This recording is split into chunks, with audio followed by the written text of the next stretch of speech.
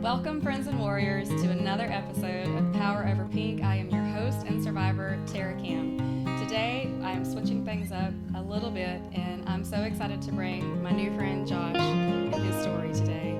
Josh is a co-survivor, in a sense. His mother had breast cancer at a time and then a reoccurrence, and unfortunately, she lost her life to the battle.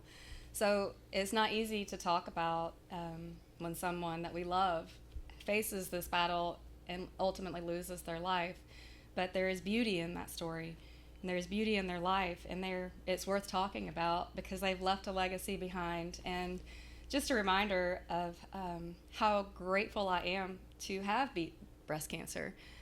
For the moment, I'm cancer free, and I claim it for a long time, but cancer for women, breast cancer, is the number 2 killer, second only to heart disease.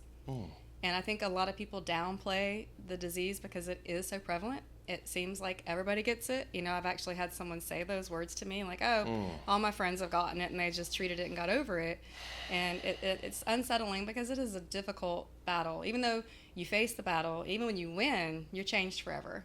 And so it touches lives in so many ways, and it touches so many emotions.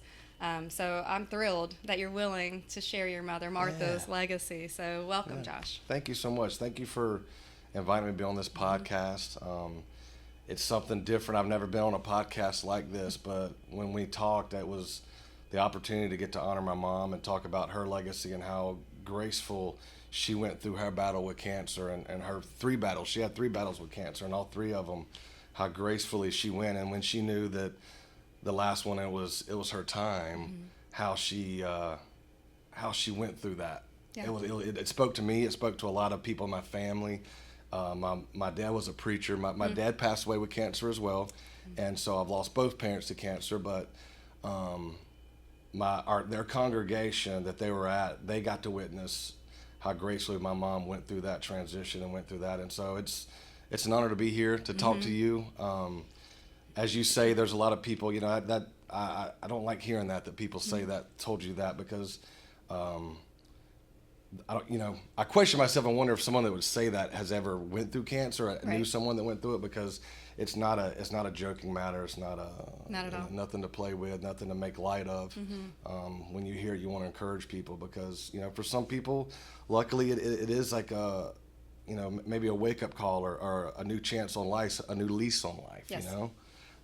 And that's kind of where you're at, and you're using that energy and all that stuff to do good. You know, you're doing this podcast, and you're probably touching people's lives every day, and it's awesome that you've taken that and turned it into a blessing, and that's what I wanted to do. Yeah. That's what I want to do, and that's why I'm honored to be here with you on this podcast. Thank you, and I think that it will be a blessing, whoever hears it. And, you know, God put it on my heart to do this, and that's my prayer, that someone will be blessed by it and encouraged when they are facing that battle. So. Yes, ma'am. So tell me more about your mom and her journey, and how her legacy has shaped who you are. She was the best. I am who I am because of my mom, but she passed away when she was 63 years old. Like I said, a pastor's wife and my best friend, honestly. Everything. My mom did a lot of stuff for me, probably almost like too much, you know what I'm saying? I was the baby of the family. I was the youngest child, the youngest son, and so I was her baby, and I knew it. And but she was awesome. But a great mother, led an example of what I wanted as a wife. And I saw that for my dad and how she treated my dad as his wife, and I wanted those things. And like I said, she raised me in a great way. You know, my dad was the pastor, but my mom was like my spiritual leader more than my dad was. Wow, that's powerful. That is powerful. Yeah. My dad studied. My dad would go to the office and do stuff, but I woke up every morning walking into my mom at the dinner table about finishing up her Bible study. And that's a daily thing that I remember with my mom. And if I get emotional, I'm going to apologize. No, please, feel free. That's what I don't usually for. talk about this stuff, you know, but no, she was awesome, man. I'm sorry, I didn't think I was going to react like this when talking about her. But no, that was like my, every day we started seeing her do a Bible study. And then she lived her life through that. And she set the example everywhere. She was a person. I've seen her get upset and Mainly at me a lot of times, and I deserved that. But everything that she handled, she was awesome. And after my mom passed away, this is another personal thing, and something you might could help me with, or have some experience. I've dealt with it. The Lord's helped me with it. But after my mom passed away, knowing how good she was, I was angry at God for a little bit, because you drive on Cervantes and you see these ladies or these people that are on drugs, and they're zombies because they're on drugs, and they're like my mom's age.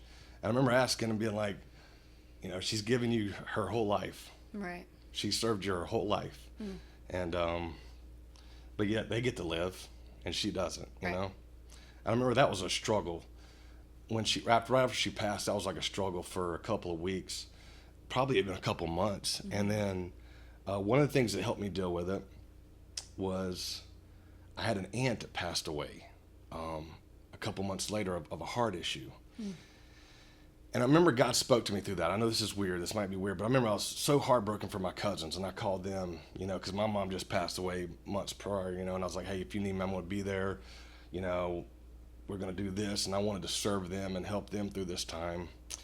But they hated it because I was like, man, if I'd known my mom was going to go, I would have told her how much I loved her. I told her these things. And God, when he said that, man, it was like a ton of bricks, because I got to spend the last 3 weeks with my mom. I had a job that I was blessed enough to go. She was in Louisiana. My aunt was taking care of her, and my dad was over there because my dad was actually he passed away from some liver, like a liver transplant that didn't go really good, and his immune system was down, and he caught some a rare form of like a lung cancer through it, and it was a crazy ordeal. But they were in Louisiana at this time, both in shambles. I'm here. My aunt's taking care of me. We're having to go back and forth. But I went over there for the last 3 weeks and got to be with her every day.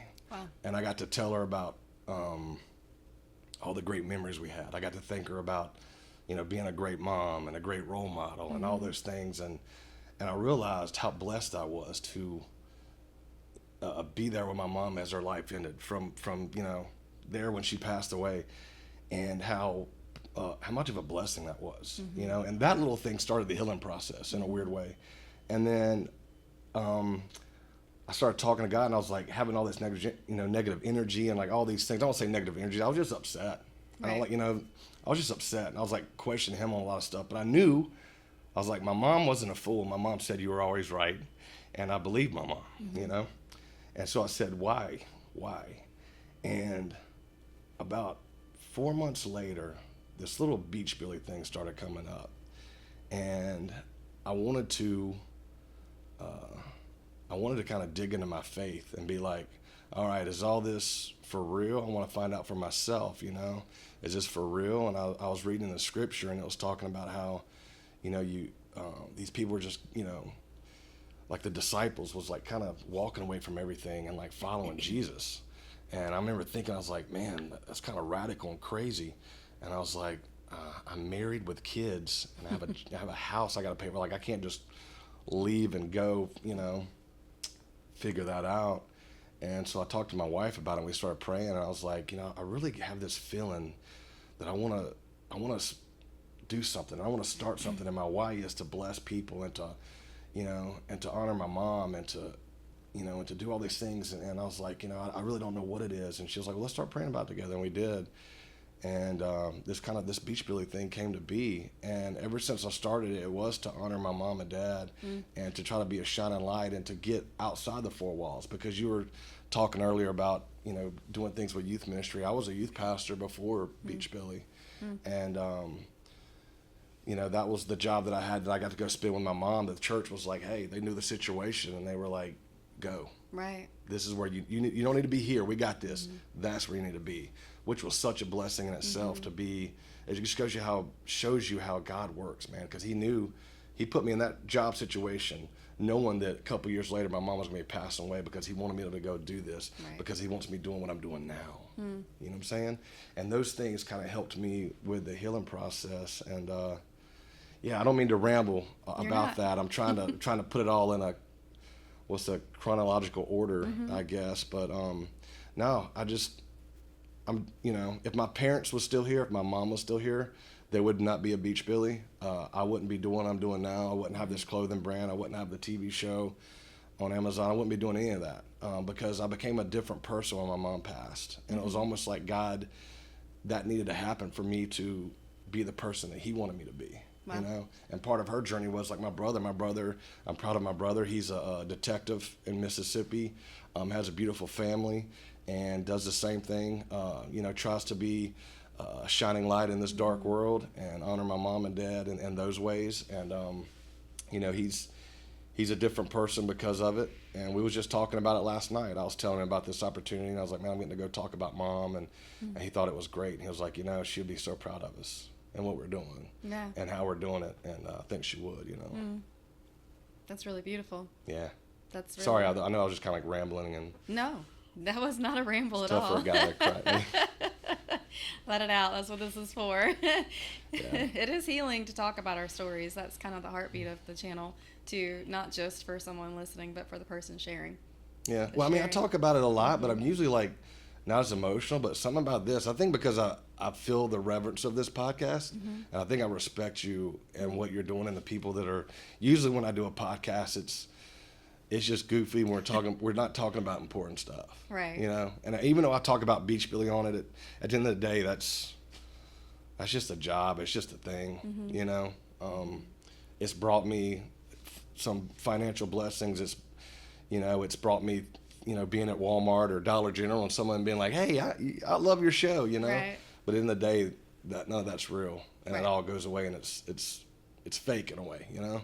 And well, not fake. It's not real. This is real life, is what I'm trying to say, and I respect this, and I think it's I don't know. It's just kind of very humbling and touching to be on this and get to talk to your audience and you about this. You know, I take it very serious. I appreciate it means that. a lot. So that's all. I appreciate that. That means a lot, because that's the goal. Yes, ma'am. That is the goal. And I've too lost a loved one. My mother-in-law, kind of the same scenario. It wasn't breast cancer. Hers had started from ovarian cancer that kind of didn't spread later. And by the time we found it, it was too late. And God had blessed me. I was a stay-at-home mom at the time, and I was able to go spend the last month with her. And it was the most precious time of my memories with her. Like, it was the most precious. I painted her toenails. I, you know, helped her out of bed. I did she was unable to do a lot of things. We had home health that come in, but she just wanted me to do it. And so I met her when I was 18. My husband and I met when I was 18. So she's essentially my adult mom. You know, my mom is wonderful too, but she's still living, thankfully. But I cherished that time, and it's just, you can't really put into words what happens in that scenario unless you've experienced it, and unless there is a person like your mom on the other side, and like my mother-in-law. So it does shape and impact our lives, and it does shift our trajectory and our path. So I think your legacy will live on, her legacy will live on through you and what you're doing for your children and your family. So well, it's cool that you brought that up, because that you and your husband met at that age, because me and my wife met the first night of college, our freshman year. They had like freshman orientation pool party, not swimming, because it was like we met at University of Mobile, which is Southern Baptist College, private college. Got to go there because if you were a preacher's kid, you got to go your freshman year for free. Because I grew up like my dad being a pastor of church, not like big churches, like them little country churches, you know, which means I was like one step above poverty. But so my wife, we lost her mom to cancer when we were she was 19, I was 20, from pancreatic cancer. And so my mom kind of became her adult mom. And, you know, went over there, and when we started having grandkids, like my mom was there, and they were best of buds too, man. They'd go shopping together. Jessica was like the daughter she never had, you know? And so when my mom passed, it was really hard on Jessica, because it was like she lost her mom, and then my mom was kind of like her adult mom, like that adopted mom, and then she lost her, and you know, but going through that with my wife, that was another good thing that I had her there. You know, something she already, you know, you never stop grieving. No. And she was, I don't want to say mastered it, but she got really good at the grieving process with her mom having several years. We were 18, and then fast forward to 36, so several years. And then, but having Jessica there, my wife, through that process was really good, and kind of getting to grieve together with that. But yeah, that's awesome that you got to spend so much time with your mother-in-law with that to see, because it is a blessing. And you don't realize, I didn't realize it then, and I was upset about all these other things, and it was kind of cool how God was like, hey, he, just did a little something to realize, it's like, hey man, like, there's a lot of good that's going to come out of it, and a lot of good along the way, and make me really appreciate how I got to just sit there and hang out with her and talk to her and comb her hair, and then sit there and goof off with her and joke about stuff, because she was so funny. She was so funny. I found her yearbook, and she didn't brag about it much, but she got like her junior, senior year, like most wittiest. And then it was a funny thing too is we found out her senior year she was football favorite. She was like captain of cheerleaders. Now, preacher's wife. Right. And she was always like, wanting us to date certain girls. That girl's not accept, blah, blah, blah. I remember going through a yearbook, and I was like, Ma. That's why she wanted You were that. captain of the cheerleaders, and you were the football favorite. And she was like, well, back then it was different. I was like, Mom, since Adam and Eve, It's not been different. it's not been different. And that got off with her. So I think my mom was like, you remember Back to the Future? Yeah. You remember how the mom was like, at first was all like strict about it, and then go back, and the mom was a little was a little wild. wild, She was a little yeah. wild. A little I think my mom was a little wild back in the day. And that's maybe why she was such a good preacher's wife. Because she knew what was out there. She knew what was out there. And that's funny. We would joke with her about it all the time. She didn't think it was funny, but we did. Yeah. So it always touched a nerve with her. So we're kind of like, whoa. She's like, hey, don't judge me. Yeah. I don't judge you. That's funny. That's awesome. Yeah. So maybe that's where you get the wit. Well, I do. She was so funny, man. And everybody loved her. Like we have some good friends to this day, and like, my dad was the pastor, but everybody loved my mom and just put up with my dad. Really, my mom to me, like my mom was, and I don't want to get into that, but like growing up in the church, I did. My mom would like teach Sunday school, and then some people would have a problem with that, like women weren't supposed to teach men and stuff, and I would. I remember one time getting in trouble by my dad because I was like a teenager, and this adult man in the church said something about, he was a Sunday school teacher, and brought up in a meeting, I don't even know why I was there, but brought up in a meeting about my mom doing it. And I stood up and said, you're just mad because my mom's got a lot more people in her Sunday school class than you do. And then she did. And I just dropped that mic. And I remember there was a couple of people was like, ooh, started laughing. And when I got home, I was grounded. I had to go apologize to that guy, which was fair. Even my mom was like, "You do not disrespect." Elder. And then afterwards, my mom was kind of like, Thank you, though. "Yeah, like what's up?" But she told me that's not how you handle it. Yeah. And and I went to the man and apologized, but I still meant it. Yeah. But it was the truth, And my mom was. She had a pastor's heart. She was a great pastor's wife, and she was the leader. And everybody loved my mom, and we always joked with my dad and said they just put up with you so that mom could stay around. And but she was really good. So sometimes I get upset with myself that I'm not doing a good enough job to try to honor her. But she was an awesome lady. She was, and that's the thing is.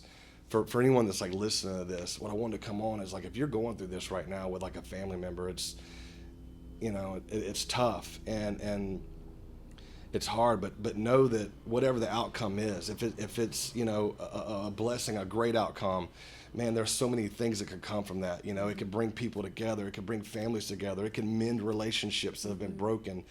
And even if it's God's will if it's that person's time, if it's a friend or a loved one, there are so many good things that actually can come from that as well. Is what my message wants to be today. Is take that and honor that and turn that into good. And don't, I feel like that there was a couple of months there that I lost that I was, and you have every right to be angry. I think you have every right to be angry and question it. And because I remember feeling bad about it and like going to a pastor friend of mine and be like, man, like, because I grew up, you didn't question God, and even if you didn't understand, but.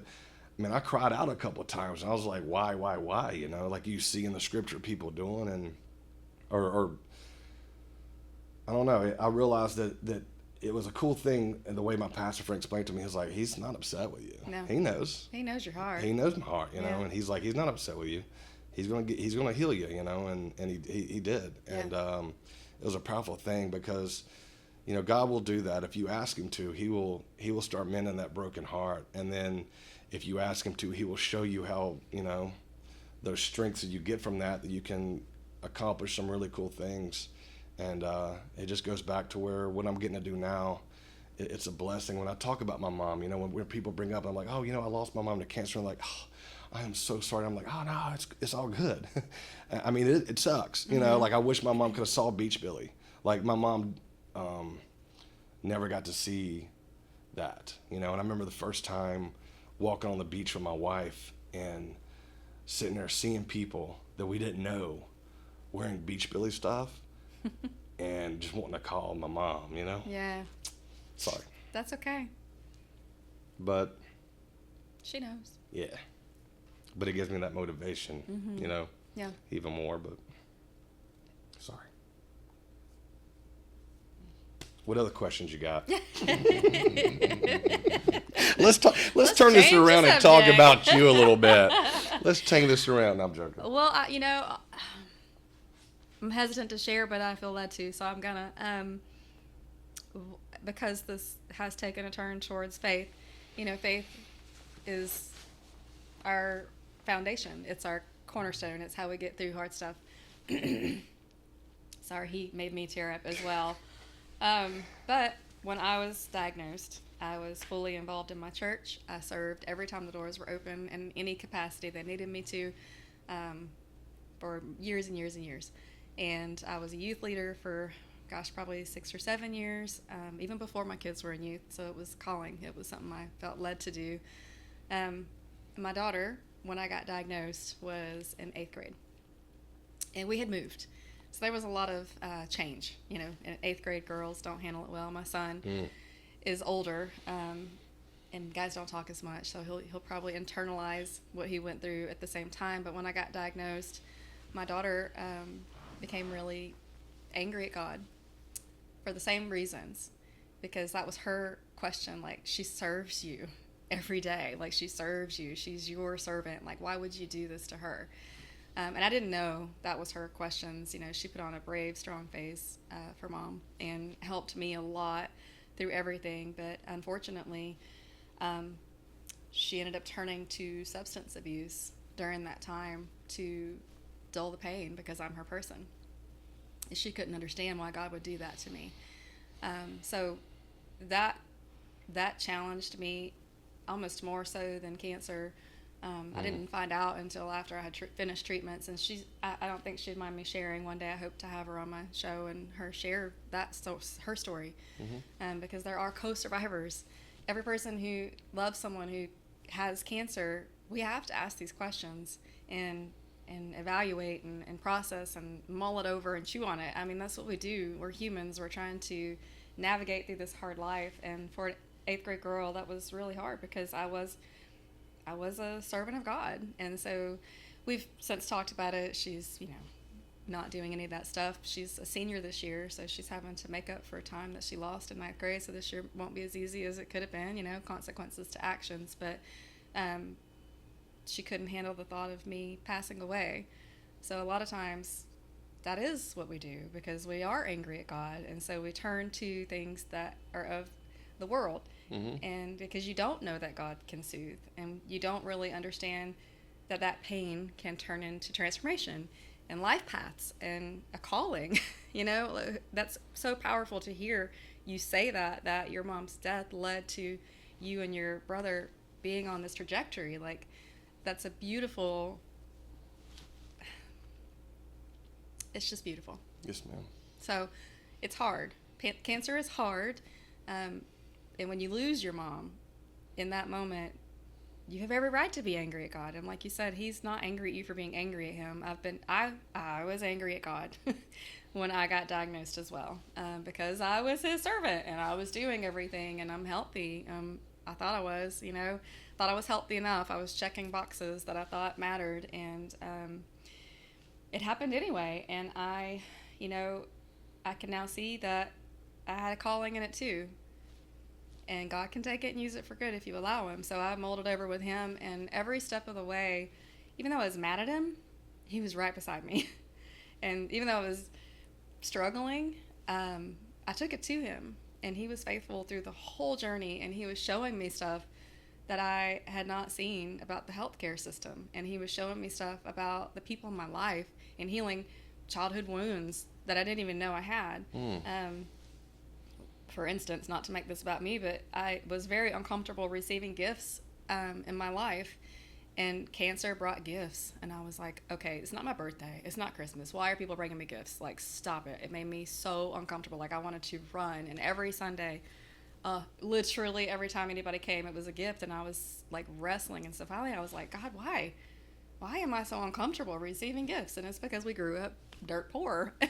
And a gift for me was a sacrifice for my mom, and I felt like a burden because of that. So it was like processing. So God used every single aspect of my cancer journey to transform me, to heal my family, to change that trajectory, because I was willing to seek, and you were willing to seek, and you were willing to ask those hard questions. And I think that's key and beautiful, because it's hard, and it's real easy to get angry.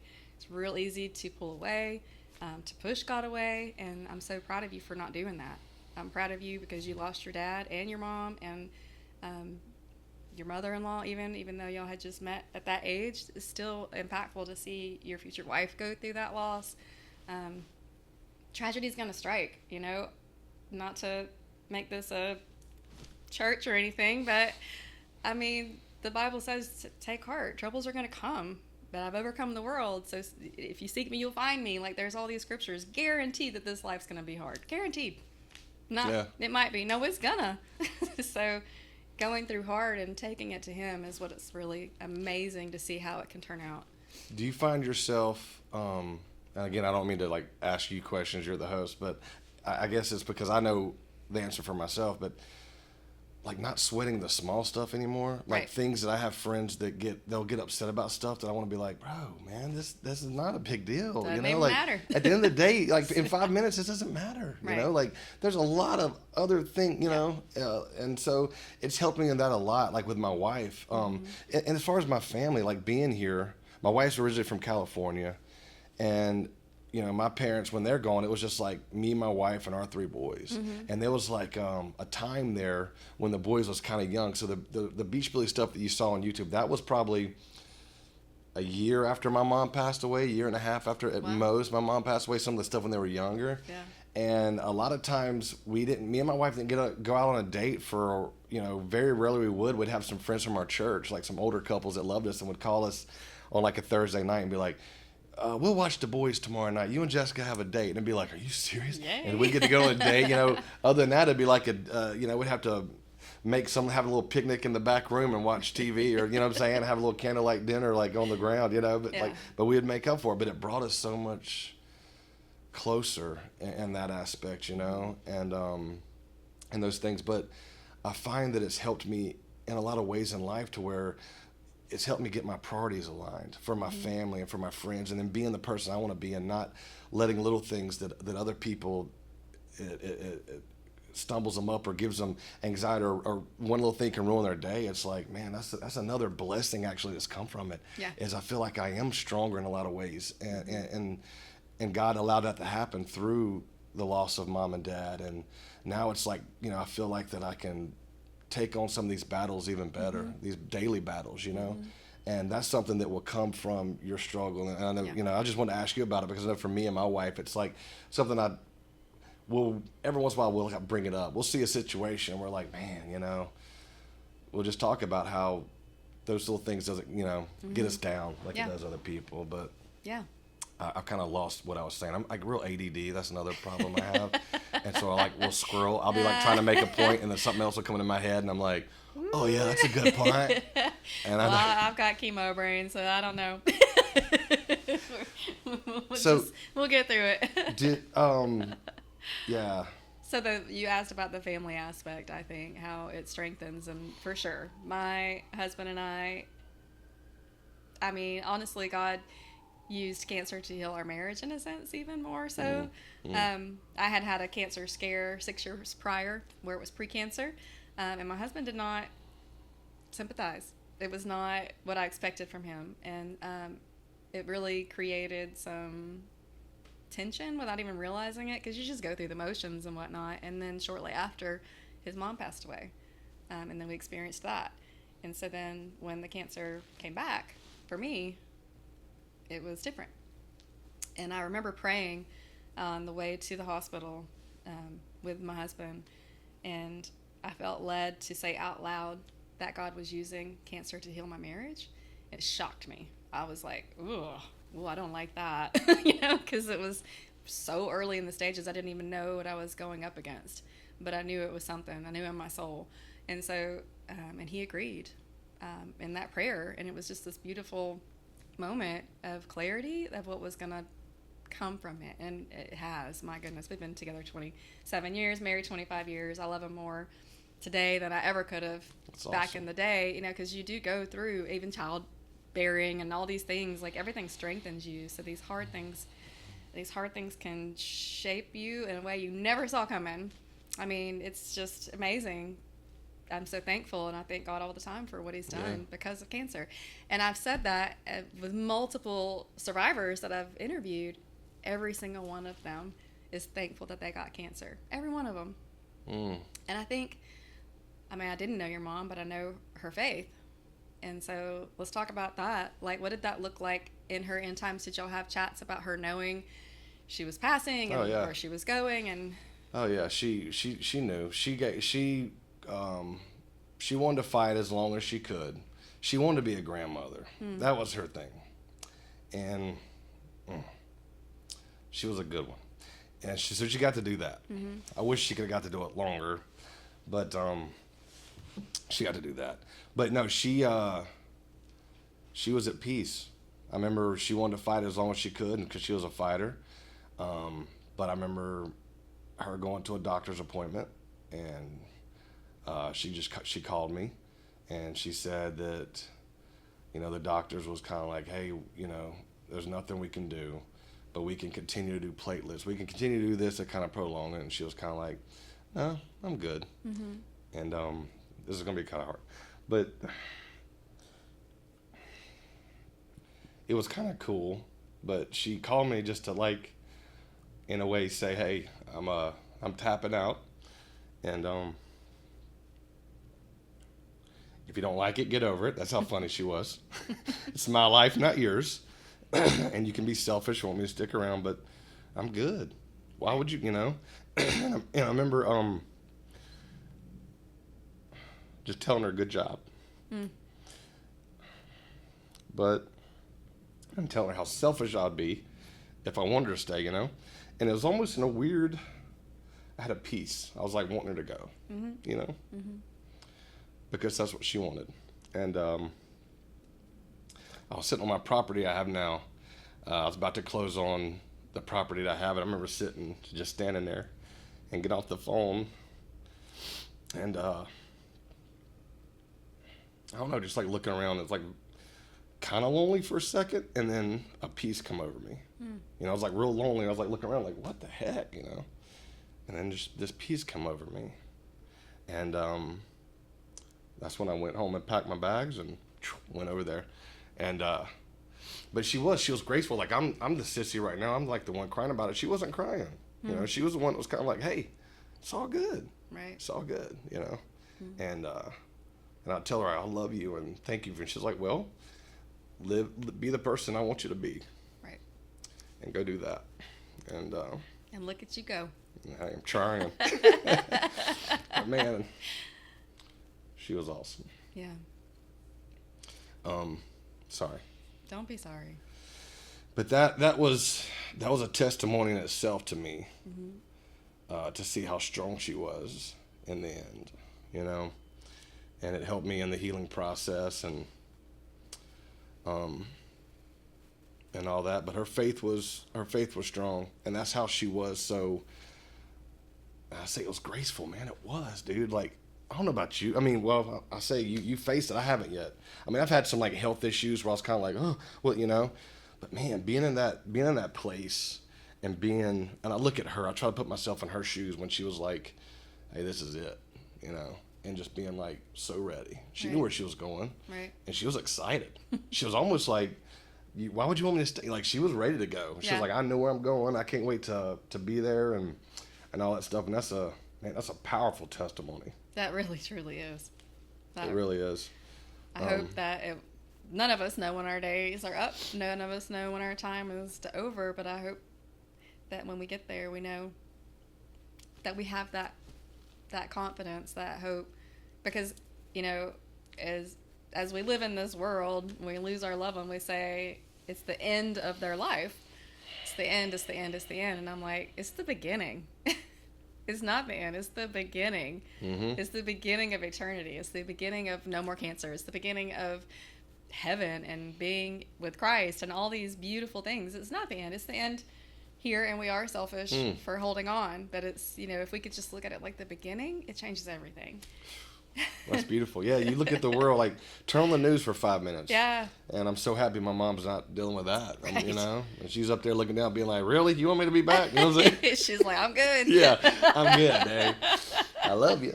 But I'm up here chilling. That's true, what she'd be saying, you know? It is true. The world's in shambles right now, but God is good. Yes, ma'am.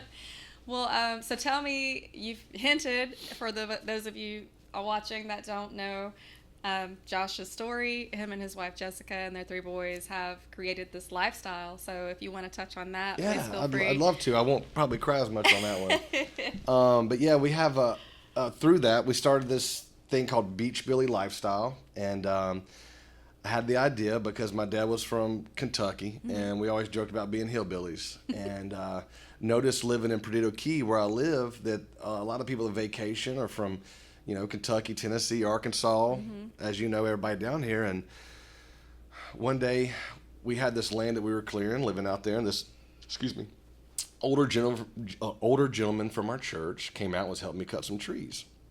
And I had a surfboard leaned on my chicken coop. Because at this point, my mom, another way I wanted to honor her is she grew up on a farm in Mississippi. And I always heard these stories about, you know, them just having to take care of the chickens, having to do this, that. And she was like, man, having a farm and being at a young age and having to take care of these animals and doing these vegetables, she was like, it taught me a lot about life. It taught me a lot about work and blah, blah. And she was like, more families, and I remember her saying, you know, more families should grow their food and have the, you know. She's right. And so we went and got chickens. Never had a chicken, never grew a plant. So I was like, I'm gonna start, you know, raising chickens and growing vegetables, and I'm gonna do something with it. Yeah. And that was where my original plan was. And so this older gentleman, like I said, he came. I had a surfboard laying on this chicken coop that I just built. And he was like, man, y'all live like a bunch of hillbillies at the beach. And I was like, man, we do. Because I'm like, we're living like this, and then we're at the beach. You're right. And I couldn't get that out of my head. And I remember I was driving over the bridge in Perdido Key one day, and the phrase Beachbilly came to me. I was like, we're Beachbillies. I was like, we're not hillbillies, we're Beachbillies. Yeah. And I was like, you're at the Beachbillies at the beach, if you're at the lake, if you're at the river, if you're a Beachbilly. And that same day, we're going to the beach, and I'm like looking, and that's when I started looking at all the license plates, and I was like, almost guy was like, and I'm like, wait a second, you know, and I started thinking about, I was like, all these people that vacation here, they're Beachbillies too. They come down here every year, multiple times a year, to come live this lifestyle. And I was like, all right. And I was telling my wife, I was like, I'm going to start this lifestyle brand called Beahbilly Lifestyle. Because everything was life. Salt life, Gulf life. I don't want to be that. I was like, no, this is a lifestyle. So we're going to be Beahbilly Lifestyle. And she was like, great.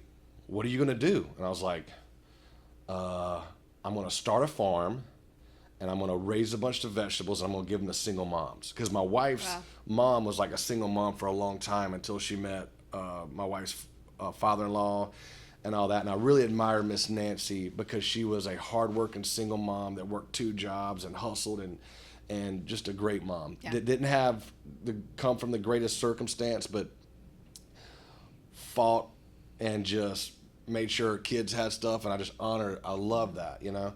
And so I was like, hey, we're going to grow these vegetables, give them to single moms. And she was like, you don't know how to grow vegetables, brother. You know, Josh was like, Josh, you don't know how to grow vegetables, dude. That's not a good idea. And I'm like, yeah, that's right. And so I was like, about that. And then about 20 minutes later, I'm doing something, and somebody walks by in a Salt Life shirt, and I was like, we're doing T-shirts and hats. I was like, that's what we're going to do. And it was just like that, to be honest with you. And I was like, I'm going to do something with this because I like it. Yeah. And that's what we started doing. I started printing shirts in the living room, and we got some hats and from a place in Louisiana, and started selling those, and got some stickers. And then people would come up to me and think my name was Billy. Some people would understand the hillbilly, Beachbilly, pun there, and other people would be like, "Oh, is your name Billy?" And I was like, "No." And so about this time, it was towards the end of like Duck Dynasty stuff. So I realized I was like, I need to start a YouTube channel and kind of showing the lifestyle. So people be like, oh, that's the Beahbilly lifestyle. And we did that. And the right person saw it, and it went to a little local TV channel, and we did that for a little bit, and then went to a little bit of a larger local TV channel. And then from there, some producers saw it and said, let's take this to Amazon Prime and Tubi. Oh, wow. And for about a year and a half, we filmed a season and took our time with it and put it out there, and it just took off. And then our apparel started growing. We kind of got some partners, some people that come in that know a little bit more about the apparel game, because it is a whole different animal. And really believed in myself and believed in what our mission was, and really liked the idea, and have came on and taken the apparel side to another level. And now I just get to do cool things like this and hang out with cool people like you and talk about Beahbilly and just talk about the blessings that God's came from it, and all the cool things I want to do with it, this platform, to bring good and to bless people with it as well. And we're filming season 2 right now. Okay. If I'd have really thought about it more, we could have brought cameras in here and really had this be a part of it. It'd been good for you. You know, we might even do that again. Now that next time I won't get as emotional, because I wouldn't want to. It's more intimate. It's I like real. this. It's real. But yeah, we're filming season 2, so you might see this long hair if you're a local, and a bunch of cameras anytime between now and November of 2024. We'll be wrapping up at the end of November, and we want to keep it pretty okay, Pensacola Beach as much as we can. Yeah. And we're trying to write stories and do that, because we're supposed to go off. But my middle son, is a senior at Pensacola Catholic. He's 6'5", about 295 left tackle. Wow. Getting recruited, and he's my heart, man. Yeah. He's such a good kid. And my mom was a big Ole Miss fan, and that's his dream school because of my mom. He loved his grandma and honors her by rooting for Ole Miss, and would love to go play there, but he just probably ain't gonna be good. You know, won't get that chance. But should have loved to see him, and she does get to see him play, and she knows what he's doing. But yeah, we're filming that. So that's Beahbilly, and you can check it out at beahbilly.com, beahbillylifestyle.com, or just simply Google Beahbilly. Yeah. And a lot of cool stuff will come up. It was super easy when I did. He was like, I had no idea. I had no idea who I was interviewing today. Fine. So when I found out, I did some research last night, and it pulled right up. I was like, oh my gosh, he's kind of a big deal. People say, like, man, you're like only at Dollar General, Walmart. I grew up out in Perdido Key, so that's my stomping ground. So. Yeah, I love it out there. I'm telling you, that community has been so amazing. Yeah.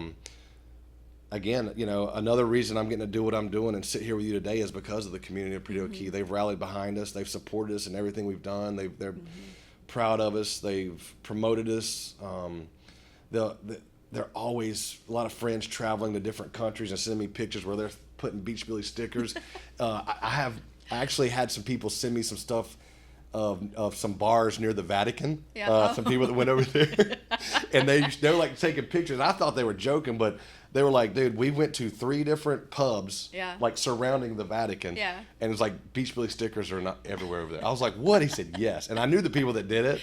But it just goes to show you that, you know, I love my community of Perdido Key, and I appreciate them so much. Even, you know, Pensacola, it's a great place. Yeah. And you know, I'm honored to be able to do what I'm doing and blessed to be able to be doing what I'm doing. What a blessing you are to many, and what you're Hopefully. doing, and how God's using you. Yes, ma'am. And your family. I think it's wonderful. So yeah, I'll put links down below for that as well, so you can get there easy. So I am thrilled. I actually had met him. My husband informed me last night that we had met at Defuniak Springs probably 4 years ago. Yeah. And you had, I think, just begun. It was a whole thing. Anyway. Yeah, so. No, I remember. We would go there and do stuff at the springs, and I had probably had a little original GoPro that I couldn't afford the newer GoPro at the time. I could only afford the original one, and I had a $200 camcorder that I could hook a mic to, because someone told me, it was like, man, the video quality doesn't have to be good. They just want to be able to hear you. The sound is what's been. I was like, all right.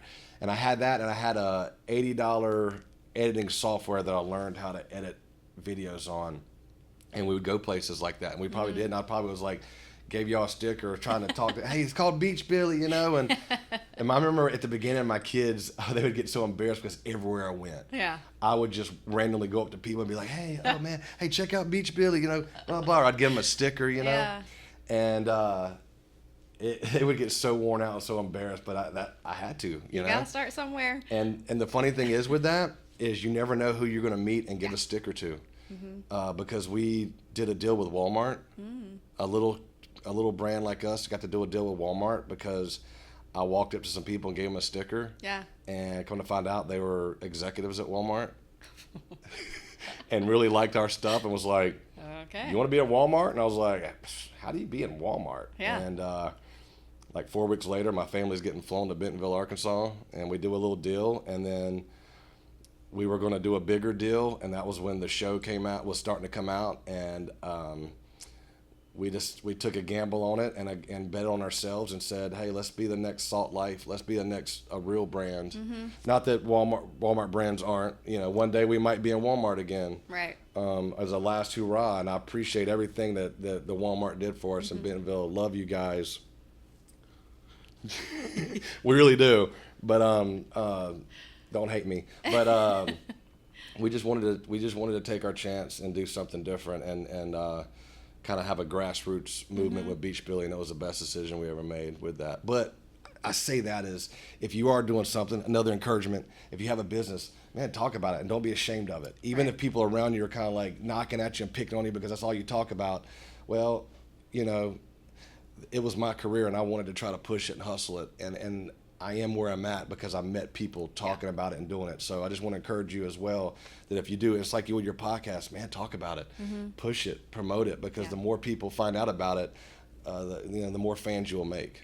You know, and so don't be ashamed of what you're doing and go out there and hustle it and push it and be proud of yourself. And when people kind of pick on you or say it, maybe they're questioning themselves and wondering if they're working hard at something or if they're trying to chase their dreams or if God's called them to do something and they're realizing that they're ignoring God's call. And they might be using them being upset with themselves, they'll just project it onto you. Because I remember a lot of people told me when I started Beachbilly, kind of, dude, you know how hard that is? You know, and I remember being like, hey, I'm going to have to do that. And they're like, you know, and not like mean, but like, yeah, bro, whatever, you know. And then I realized to stop telling people what your dreams are. Especially people that don't have dreams.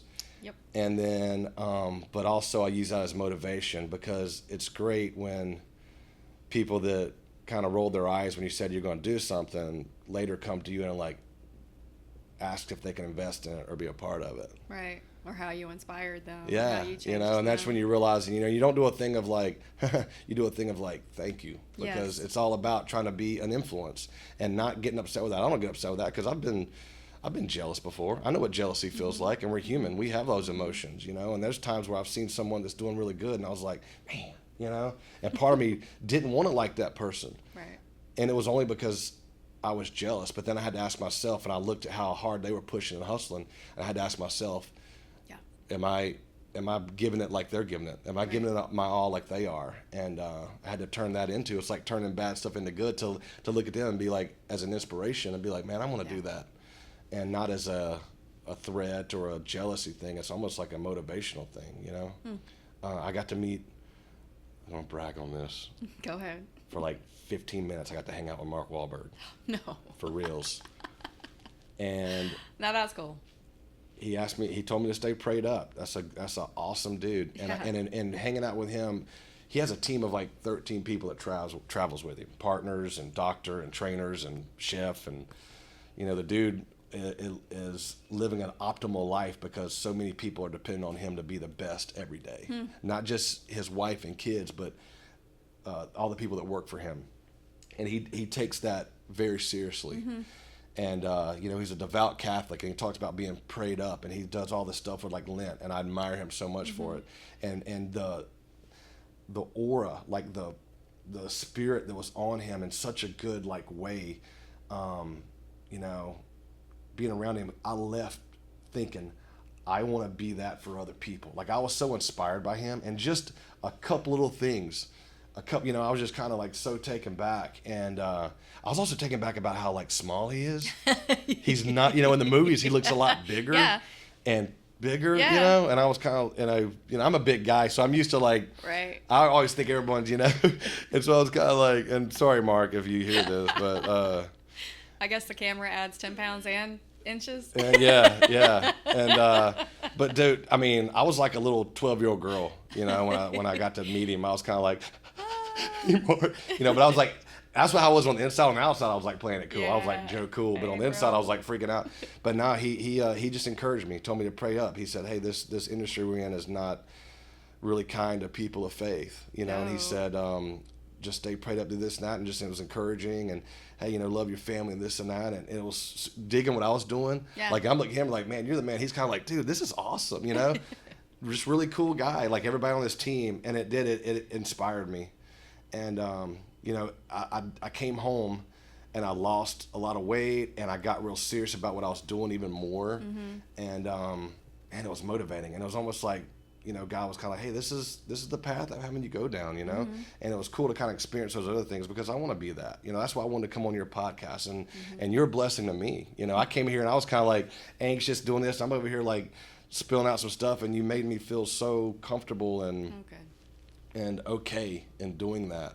I like this. Like I love your setup. God's obviously called you to do this for a reason. You have a very calming presence about you, and it's made me feel very comfortable and in a way where I could be vulnerable and open up. Usually as a man, we don't do that. No. We like to be, blah, blah, blah. But you did give me the permission without realizing it. Gotta make me cry. I know. Stop I mean that. I mean that to be sincere.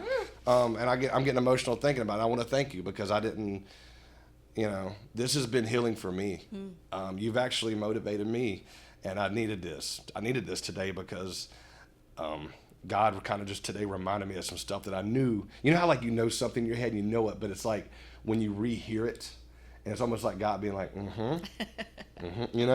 And I needed to rehear some things. I needed to rethink some things to where I'm kind of... Same. You've inspired me. I'm hearing things that you're saying, and I'm like, okay, I need to apply that. Okay, I need to do those things, because I was holding back on pushing myself too much, because I feel like everything you said. So I needed to hear that too. Yes, ma'am. So it goes both ways. Well, thank you for this, because this is, like I've said, I've done several podcasts, but this one's been the most.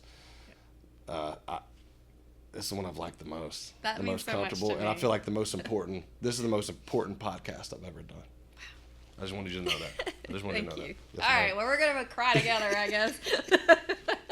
What encouragement, and to think that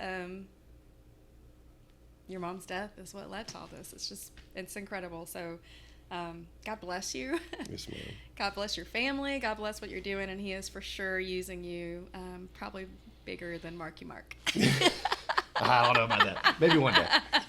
Different big, but bigger. Yes, ma'am. So just incredible to hear your story. So I'm honored to know you now, and to hopefully know your family. Yes, I would ma'am. love to meet your wife, and just I knew coming into today that it was going to be special somehow. So I am so thrilled, and thank you for sharing your mom's life and legacy, and who she was, and her love, and how you've used it for such good. So thank you, Yes, Josh. ma'am. You guys, wow, just wow. So thank you so much for watching, and if you have any questions, of course, feel free to reach out, and then I'll have all of his links below. So go like, subscribe, and do all the things that we need, and God bless you. We'll see you next time.